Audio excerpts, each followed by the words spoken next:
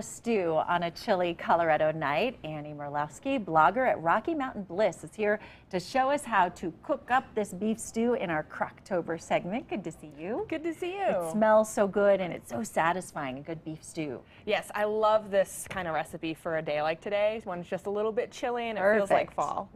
Okay, well, let's get started. What are you putting in it? So first things first is we already browned the beef and sauteed some mushrooms and garlic. So What'd you buy for the beef? So I used just a regular chuck roast, and I had the butcher chop it up for me. So it's super easy. Yep. And then you just browned it on the stovetop. Yep, I coated it with flour and salt and garlic pepper. Oh, perfect. And so then I browned it up. Okay, yep. So we got that, and then you can stick it all in and let the crock pot do its job. Yep, pretty much. So you can pick your favorite vegetables for this recipe. I'm using potatoes. These are just yellow gold potatoes. Cut them up. And then I have to ask you, as you're doing this, do you add the vegetables right away, or do you do it a little bit later so they're not too mushy? I do it right away. You do? So that way okay. they really cook all day Put long. them on top, though, maybe, so they don't get as done yes, the bottom? Okay, exactly. It's all about layering. Okay, so what do you have in there? So this is actually just baby carrots and then mushrooms that have been cut up in half. There's about 2 cups of each in this bowl. Okay, perfect. And then what are you putting in for the liquid?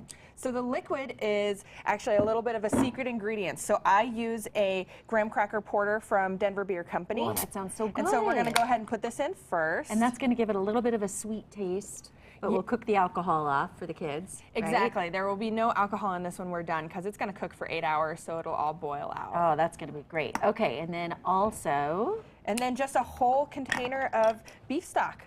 And then that's it. So this looks like a lot, but it actually condenses down quite a bit during the day and it thickens. And you're going to let it stay layered here. You're not going to mix it up, right? No, because you want to have those vegetables on top. Okay, and then set it at 8 hours, and let's move over to your done crock pot there. I'll hold this and get a look. Actually, I'm going to taste too.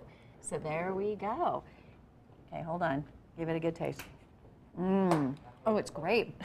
I can taste that little bit of that porter. Yeah, it adds a little bit of flavoring, a little bit of spice to it that you wouldn't normally have. I like beef stew for breakfast, by the way. You can, now I have to talk. You can find this link in the recipe and the recipe in the On TV section of our website, kwgn.com. You'll find other Crocktober recipes as well. Okay, guys, good beef stew. Oh, yeah, it is. All those cold days. The last cold snap, I had crock pot leftovers long after the cold weather left. You gotta love the crock pot. It's good. People and places time. How about it? Good morning to all of you.